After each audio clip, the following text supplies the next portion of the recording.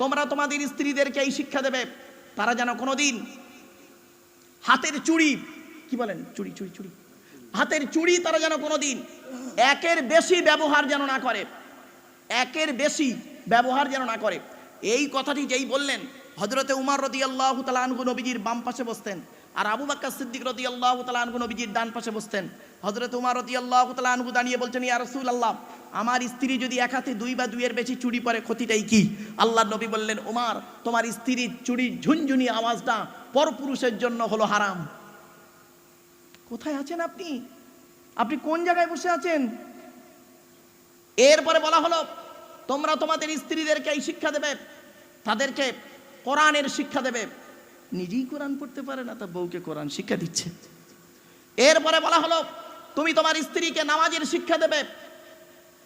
তারপরে বলা হয়েছে, ওই স্বামী হলো উত্তম ব্যক্তি যে স্বামী গভীর রাতে তাহাজ্জুদের নামাজ পড়তে দাঁড়ায়, তাহাজ্জুদের নামাজ পড়তে দাঁড়ায়, আর স্ত্রীকে তাহাজ্জুদের নামাজের জন্য দাঁড় করিয়ে দেয়। জোরে বলুন সুবহানাল্লাহ। ছোট্ট একটা ঘটনা শুনে নিন। আম্মা জান আয়েশা বর্ণনা করছেন, আমি আর নবীজি এক কম্বলের ভিতরে আমরা শুয়ে আছি, স্বামী স্ত্রী এক কম্বলের ভিতরে শুয়ে আছি। মা বোনেরা ভালো করে শুনে নিন, স্বামী স্ত্রী আমরা এক কম্বলের ভিতরে শুয়ে আছি। গভীর রাত হয়েছে, নবীজি আমাকে বলছেন, আয়েশা একটা কথা বলবো। বলছে, কি বলুন? বলছে, আমি একটা অনুমতি চাইছি তোমার কাছে। কি অনুমতি বলুন? বলছে, আয়েশা তুমি যদি অনুমতি দাও তাহলে আমি একটু অজু করে তাহাজ্জুদের নামাজে আমার আল্লাহর সঙ্গে একটু কথা বলবো। আম্মা জান আয়েশা বলছেন, কোনো অসুবিধা নাই। নবীজি করলেন কি, অজু করলেন, তাহাজ্জুদের নামাজে দাঁড়িয়ে গেলেন। আম্মা জান আয়েশা বলছেন, আমি রাসূলুল্লাহর এই আদর্শ দেখে আমি লজ্জায় থাকতে পারলাম না যে আল্লাহর নবী আমার স্বামী স্ত্রীর বিছানা ছেড়ে দিয়ে সে করছে কি, আল্লাহর জন্য দাঁড়িয়ে গেছে নামাজে। আমিও অজু করে নবীজির পেছনে তাহাজ্জুদের নামাজে দাঁড়িয়ে গেলাম। কোথায় আছেন আপনি? খালি আই লাভ ইউ সোনা, আই লাভ ইউ জান বললেই মনে হয় মানে খুব মহব্বত বেড়ে গেল, আর ব্যাস। ভাবতে পেরেছেন?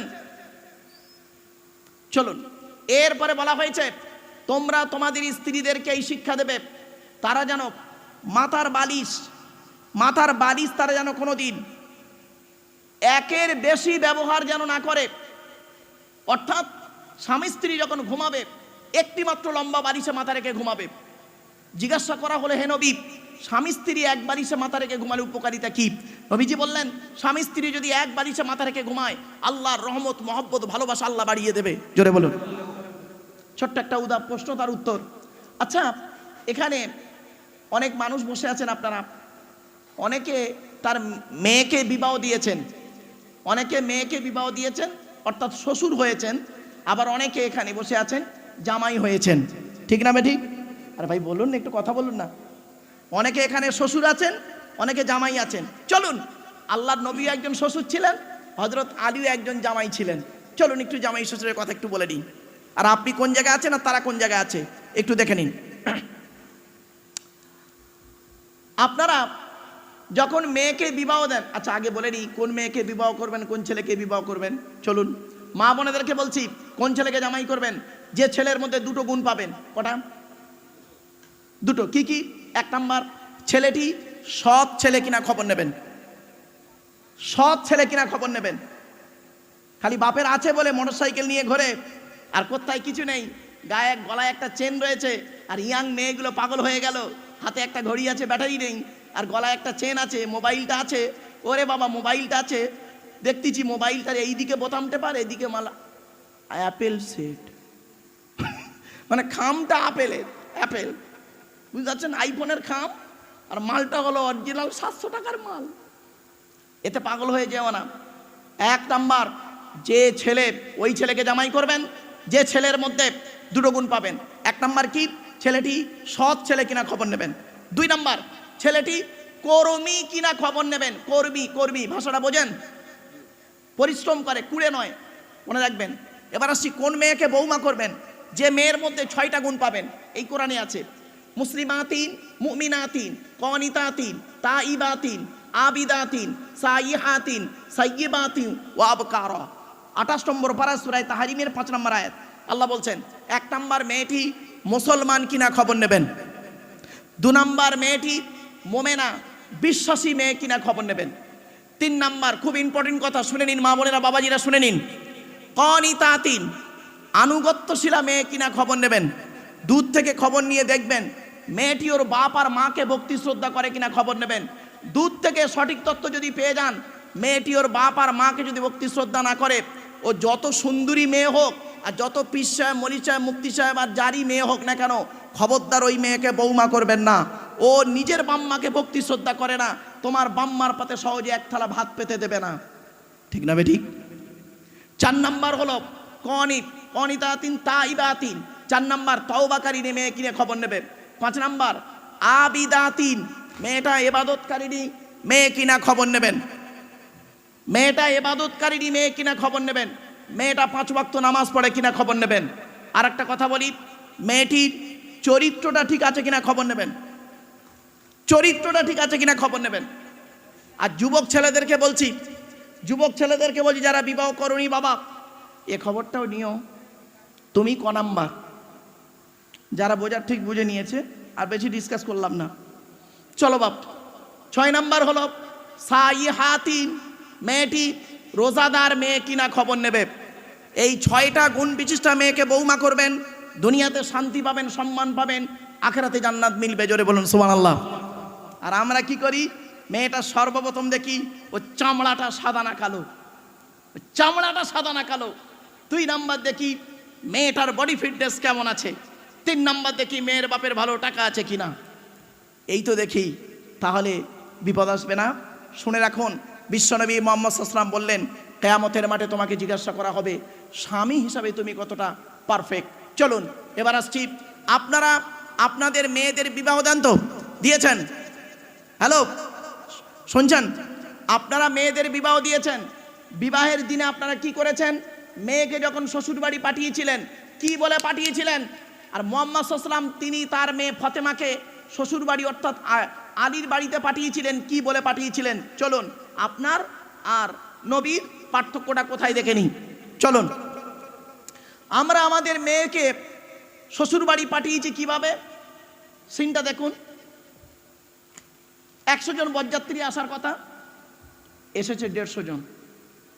রাগ করবেন না, কিন্তু রাগ করবেন না, খবরদার আসবেন না এরকম, ঠিক না। এটা বিবেক বহির্ভূত কাজ। এখন তো মোবাইলের যুগ, তোমার যদি 150 জন বরযাত্রী আসার ঝোঁক জাগে, খাতায় লেখা আছে 100 জন, 100 জায়গায় 105 থেকে 10 জন হতে পারে।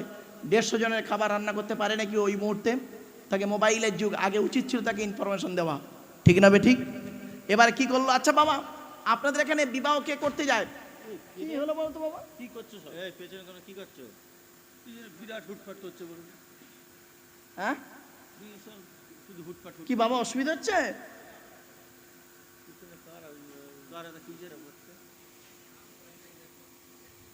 আচ্ছা আচ্ছা আচ্ছা আচ্ছা আচ্ছা, তেরপোল খুলছে না? আচ্ছা ঠিক আছে বাবা, শোনেন। আচ্ছা আচ্ছা, বিবাহ কে করতে যায়? বর বিবাহ করতে যায় না বরের দুলা ভাইরা বোনাইরা বিবাহ করতে যায়? বলুন বলুন না। বর যায়, হ্যাঁ বর যায়। বর তো গিয়ে শুধু একটা রুমাল মুখে দিয়ে হনুমানের মতো চুপ করে বসে থাকে।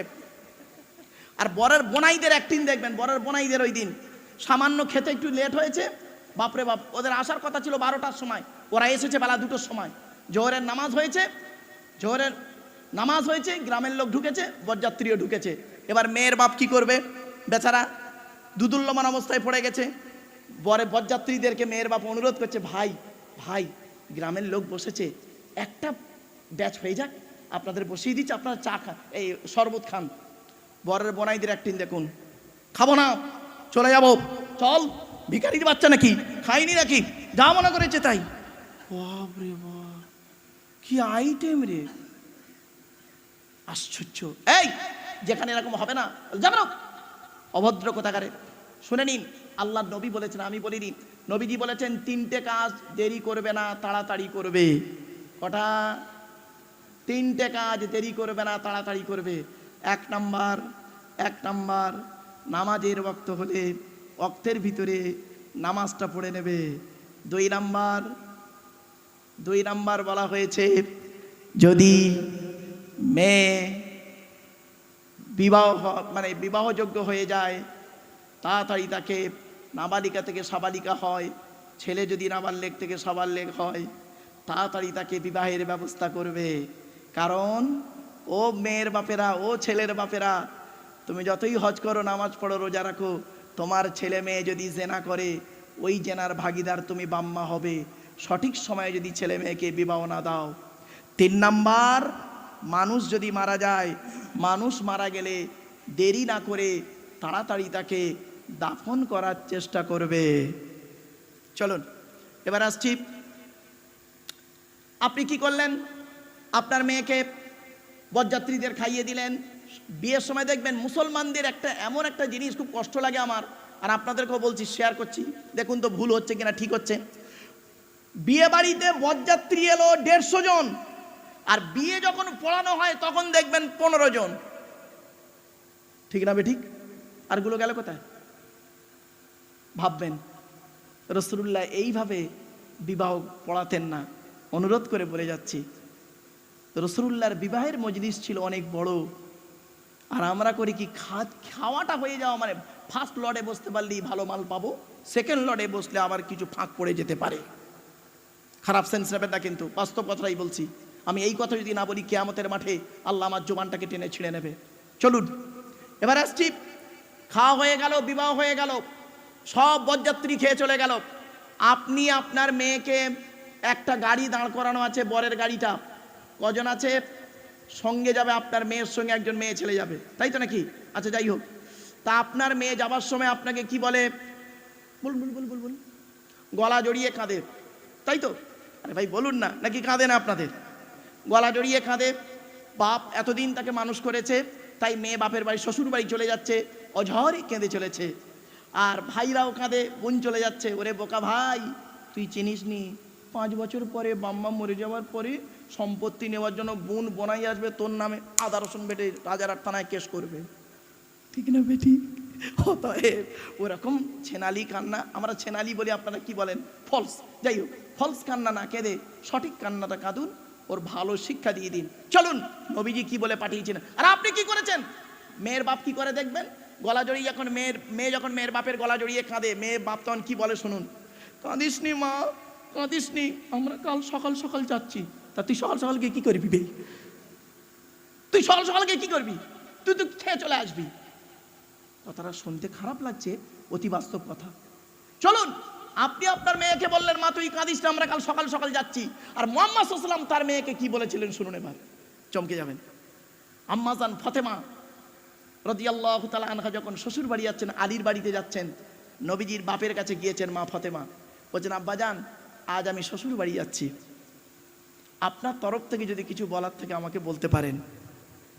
কি বলছেন নবী শুনে নিন, আর আপনি এরা বলবেন আগামী দিন থেকে, ওই ফলস কান্না না কেঁদে এই কথাটা বলবেন, এতে করে লাভ হবে আপনার। চলুন, কি নবীজি বলছেন, ফাতেমা, ফাতেমা, আমি তোমার পিতা মুহাম্মদ রাসূলুল্লাহ তোমাকে বলছি, তোমার কোনো কাজে যদি হকের উপরে আলী যদি নারাজ হয়ে যায়, আল্লাহ নারাজ হয়ে যাবে। স্বামী যদি নারাজ থেকে যায়, কিয়ামতের মাঠে তুমি জাহান্নাম থেকে রেহাই পাবে না। মনে রেখো, মনে রেখো, আলীকে সবসময় খুশিতে রাখবে। আর একটা কথা বলছি ফাতেমা, মনে রেখো, আলীকে দ্বিতীয়বার ডাকতে যেন না হয়। কি বললো? কি বললো? আলীকে, বলুন না ভাই, একটু দয়া করে মুখটা খুলুন না আপনারা। আলীকে দ্বিতীয়বার ডাকতে যেন না হয়। তার মানে কি? তার মানে কি বোঝায়? এক ডাকে সাড়া দেবে। তো আম্মাজান ফাতেমা যখন, উফ কি আশ্চর্য জীবন দেখুন, আম্মাজান ফাতেমা রাদিয়াল্লাহু তাআলা আনহা যতদিন বেঁচে ছিলেন ততদিন হযরত আলী রাদিয়াল্লাহু তাআলা আনহুর এক ডাকে সাড়া দিতেন।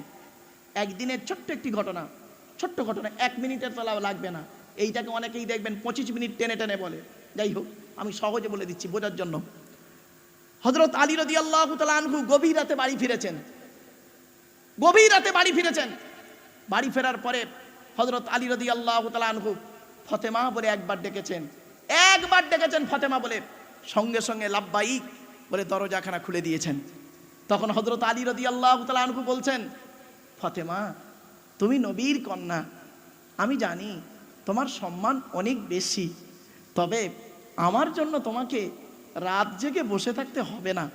তুমি এক কাজ করবে, হাসান হুসাইনকে খাইয়ে তুমিও খেয়ে নেবে, খেয়ে নিয়ে তোমরা ঘুমিয়ে পড়বে, আমি এসে খেয়ে ঘুমিয়ে পড়ব। তখন মা ফাতেমা কি বলেছিলেন শুনে নিন। মা ফাতেমা বলেছিলেন, এটা হলো মায়ের স্বভাব, বাপের অর্ডার। জোরে বলুন, কি বললো? কি বললো?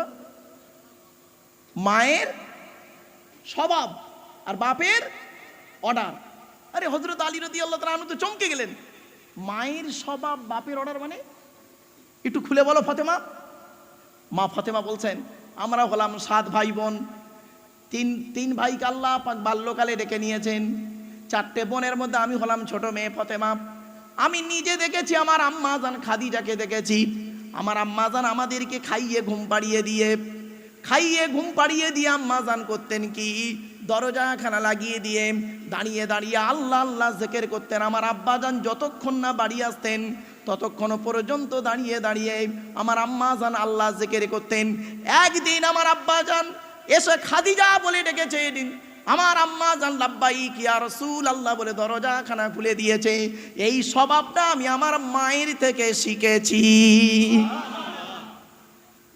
আর এখনকার মায়েরা শুনবেন, এখনকার মায়েরা মনে রাখবেন, বেশিরভাগ মেয়ের সংসার নষ্ট হয় মেয়ের মায়ের কান ভাঙানিতে। ঠিক না বেঠিক? বেশিরভাগ মেয়ের সংসার নষ্ট হয় মেয়ের মায়ের কান ভাঙানিতে। যে মেয়ের মা যত বেশি চালাক, সেই মেয়ের কপালে তত তাড়াতাড়ি তালাক। রাগ করবেন না মা, বাস্তব কথা বললাম। কথাটা শুনতে হয়তো সাময়িক খারাপ লাগছে, কিন্তু বাস্তব কথা শুনবেন। মেয়ের মা কেমন শেখাচ্ছে মেয়েকে, জাস্ট উদাহরণ। আপনি একটা দোকান করেছেন, এর কাছাকাছি একটা টাউনের নাম বলুন ভাই। রাজারহাট নাকি লাউহাটি নাকি নাওলপোতা স্টেশনে। আপনি একটা দোকান করেছেন নাওলপোতা স্টেশনে, ভালো দোকানটা চলে। প্রতিদিন রাত 11টার সময় আপনি দোকানটা বন্ধ করে বাড়ি আসেন। আপনি রুটি খান, সুগার রুগী। আপনার বাপ মুরব্বী মানুষ, সেও রুটি খায়। আপনার মা ভাত খায়, আপনার বউ ভাত খায়। সিনটা হচ্ছে, দেখুন কি সিন হচ্ছে। মেয়ের মা ফোন করেছে, মেয়েকে ফোন করেছে কটার সময়? শীতকালে অঘ্রাণ মাসে সন্ধ্যে 7টায় ফোন করেছে। হ্যালো, কি করছিস মা? তা মেয়ে বলছে, কি আর করব, এমন জায়গায় বিয়ে দিয়েছ, স্বামী খায় রুটি, শ্বশুর খায় পরোটা, শাশুড়ি খায় ভাত, আমি কি খাবো, আর শুকনো মুড়ি খাচ্ছি। যাই হোক, তা তখন মেয়ের মা বলছে, শোনেন রাগ করবেন না বাপ। মেয়ের মা বলছে, তা জামাই কখন বাড়ি আসে? ওই আসে 10:30 11টার সময়। তখন মেয়ের মা শেখাচ্ছে, দেখুন কত বড় বদমাস।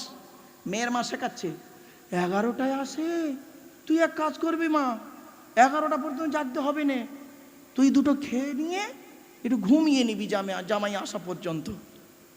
শীতকালে 8টার সময় যদি কোনো মেয়ে ছেলে লেপের ভিতরে ঢুকে ঘুমিয়ে পড়ে, ওই মেয়েটি আবার কাঁচা ঘুমে 11টার সময় উঠে স্বামীর কি করে খাবার দিতে পারে? এবার খিটখিটে মেজাজ শুরু হলো, ঝামেলা তৈরি হয়ে গেল। এই জন্য আমি বলি, ডাইস যদি ভালো হয়, যে ডাইস থেকে যে মালটা বেরোবে ভালোই বেরোবে। আর ডাইসটা যদি বেঁকা হয়, ও ডাইস থেকে যে মালটা বেরোবে বেঁকাই বেরোবে। ডাইসটা হলো বাপ আর মা, প্যারেন্টস। অসুবিধা হচ্ছে বাবা আপনাদের? রাগ করো না বাপ, আমি বাস্তব কথা বলছি, কবরে আমার শুতে হবে। আপনারা জানেন কত শ্বশুর শাশুড়ি বৌমার অত্যাচারে চোখের পানি ফেলে, এখানে বসে আছে। আপনারা জানেন কত স্বামী স্ত্রীর অত্যাচারে সহ্য করতে পারে না, লোককে বলতে পারে না।